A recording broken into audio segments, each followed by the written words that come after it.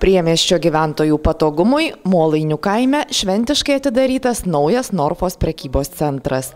XL formato parduotuvėje pasirengė dirbti 23 darbuotojai. Į jos statybas ir įrangą investuota apie 5 milijonus litų. Pažiūrėjom, kad šitoj pusėje, kaip ir parduotuvės geros, normalios nėra. Buvo pasiūlymas įsigyti sklypą, tai mes jo pasinaudojom ir šiai dienai turim tą, ką turim, o ką turim įvertins pirkėjai. Prekybos centre ketina įsikurti vaistinė, kepyklėlė, gėlių parduotuvė.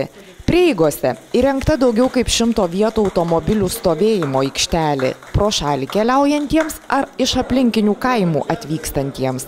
Tačiau bene labiausiai džiaugiasi molainiškiai, jog dėl menko nieko nebereikės kakti į miestą. Smagu, ant kiemo parduotuvė, nebereikės važiuoti į miestą. Čia visiems žmonėms čia smagu, juk nebuvo čia į kaimą. Žmonės laukia jau senai, vaikai, tamsu, viskas, dabar viskas bus vietoj, nereikės niekam lauks, smagu.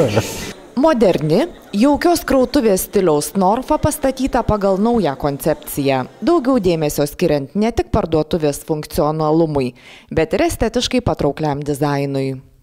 Kaip ir, sakykime, automobiliai, ten Mercedesas, BMW atsinaujina kas 5-7 metai, taip ir mes tą kažką tai atnaujinam, ten rekonstravom praktiškai visas savo parduotuvės, jau į pabaigą eina ta rekonstrukcija didžioji, kur senas pagal tą naują koncepciją, pagal įrangą ir pagal visą tai į pirkėjo poreikius, nes visą tai darom dėl pirkėjo.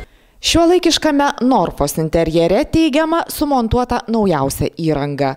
Šiuo metu šalyje veikia 138 Norfos prekybos centrai. Šiųmetės Norfos investicijos statyboms ir rekonstrukcijai iš viso skaičiuojama sieks 35 milijonus litų.